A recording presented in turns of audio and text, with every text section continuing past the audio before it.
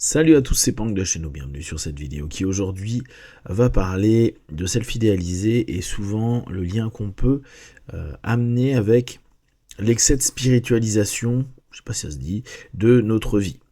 J'ai beaucoup de personnes en session qui ont une logique d'évolution d'elles-mêmes, que ce soit par la psychologie ou que ce soit par différents mouvements spirituels, et il arrive très souvent que l'attente soit de pouvoir acquérir et absorber complètement différentes compétences pour arriver à être une personne différente et avoir un ensemble de comportements, de réalisations plus élevés, on pourrait même dire plus éveillés à certains moments. Et assez régulièrement, les personnes me font part qu'ils ne sont pas satisfaits parce que ils ont beaucoup travaillé et ils n'ont pas le retour qu'ils souhaitent. Et ça nous arrive tous, hein. On bosse sur des sujets et on s'aperçoit que c'est non ok. Le plus simple est de le voir avec le corps.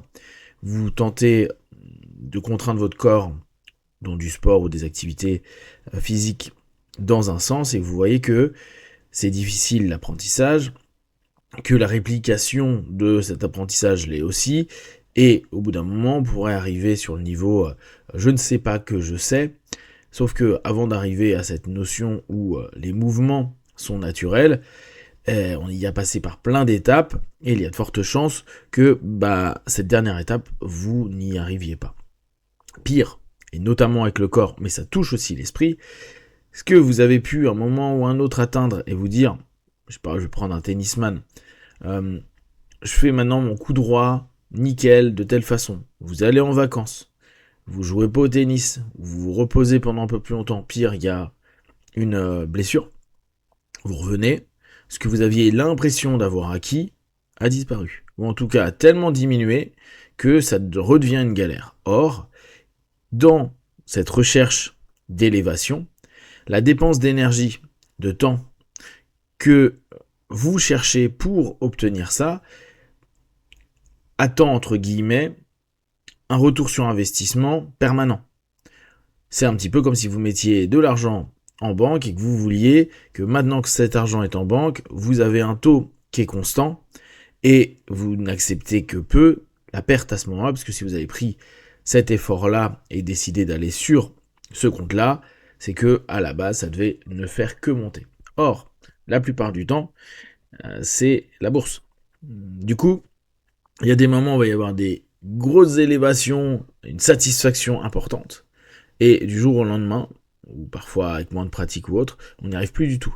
Parfois on a maîtrisé pendant un laps de temps et on se posait même plus la question, et d'un coup il y a un blocage, et on a l'impression qu'on ne revient plus, ou qu'on ne reviendra plus à ce niveau, à cette expérience, à ce vécu, etc. Du coup, quand on commence à se dire, il faut que l'ensemble des éléments que j'acquiers puissent devenir des éléments complètement absorbés par ma personne, en gros, que le faire ait pu influencer l'être, on se met une pression de malade parce qu'on aura toujours l'impression qu'on n'est pas ce que l'on veut, self-idéalisé, ou on n'est pas ce que les ouvrages, les professeurs, voire des gourous, vendent. Et un des recadrages qui est important à prendre en compte, c'est de se dire, est-ce que tu vois ces personnes, peut-être qui sont des figures d'autorité pour toi, être ce que tu aimerais être?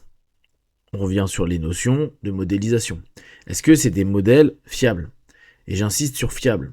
C'est pas parce que tu as écrit un beau bouquin, c'est pas parce que tu fais des belles émissions télé, c'est pas parce que tu as un bel ashram, c'est pas parce que tu es un psy reconnu, c'est pas parce que, bref, qu'importe qui tu es, que ce que tu vois, en tout cas ce que tu montres au monde et ce qui est vu par ce monde-là, est réellement ce que tu es. Masques sociaux, masques business, combien de personnes se font passer pour des personnes qu'elles ne sont pas, parce que ça leur convient complètement, c'est une stratégie, et c'est très bien pour eux, pour qu'ils puissent continuer à avancer. Mais du coup, toi qui le suis, tu sais pas du tout ça. Tu connais pas sa stratégie, tu connais pas son état d'esprit, tu connais pas comment il est dans le privé, etc. Quand quelqu'un dit, ouais mais j'aimerais arriver à tel niveau de sagesse, de calme, d'apaisement, d'ouverture, de connaissance, etc., le point de référence, donc le modèle, peut être complètement truqué. Les paroles sont faciles à exprimer.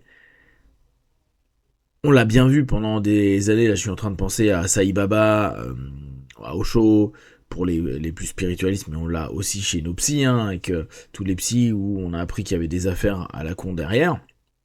On voit bien qu'entre ce qui est présenté au monde et ce qu'ils ont fait après de leur vie privée, il y a un gros delta.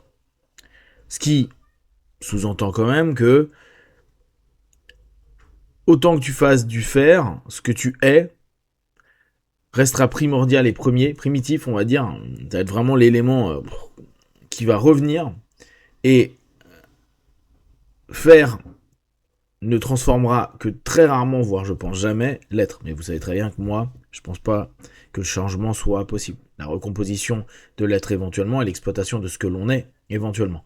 Mais dire, je vais acquérir un ensemble d'éléments, j'ai travaillé pour, et je suis complètement changé, j'y crois pas. Et en tout cas, ma croyance, on s'en fout. Quand il y a quelqu'un qui est en souffrance par rapport au fait de s'autocritiquer, s'il ne peut pas observer que ce qu'il fait apporte une évolution dans ce qu'il est, mais pas simplement ponctuellement, mais que ça réellement se met dans son système interne et potentiellement impacte son système externe, tant que ça, il l'a pas validé, c'est complexe de continuer à se motiver. Et c'est là où le recadrage le plus simple, c'est pourquoi tu as besoin d'atteindre ce modèle. Dit autrement, c'est qu'est-ce qui fait que tu es insatisfait parce que tu es actuellement, et qu'est-ce qui fait que ce que tu fais, ne serait-ce que par l'effort fourni ou autre, ne te satisfait pas par les résultats, même petits, qu'il t'apporte.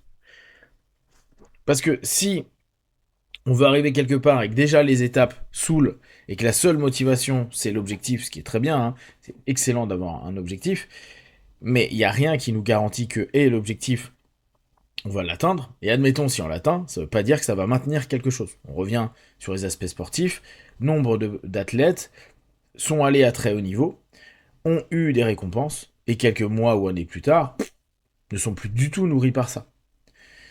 Du coup, il y a comme un vide. Et il y a cette espèce parfois d'idéalisation qui revient, et si je fais autre chose, si je fais plus, si je fais encore, peut-être que je serai bien. Mais du coup, c'est qu'est-ce qui fait que ce que tu mets en place, déjà, ne t'apporte pas du bien, sachant que, avec l'expérience que tu as déjà eue, tu t'aperçois qu'arriver à l'objectif n'est pas forcément ce qui va te rendre heureux. Heureux, bien, allégé, apaisé, etc.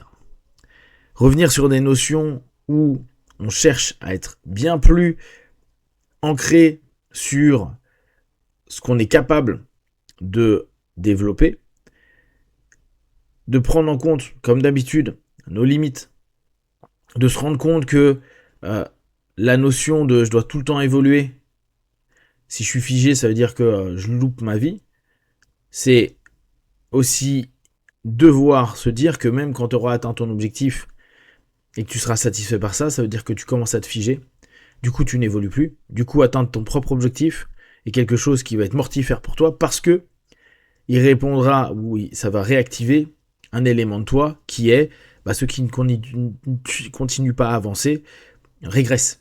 Ouais, mais du coup, si tu as ton objectif le plus haut et que tu le maintiens, tu es en train de régresser.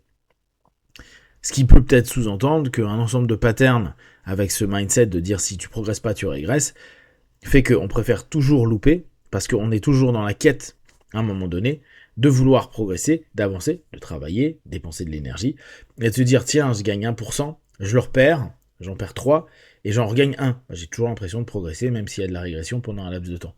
Plutôt que se dire, je peux être satisfait par un être, un faire ou un avoir, et ça doit suffire, même si cet instant est figé, même si cette sensation est figée, et que de toute façon, vu que ça a très forte chance de disparaître, d'être impermanent, je prends ce qui est, quand il y est, et pas chercher plus loin.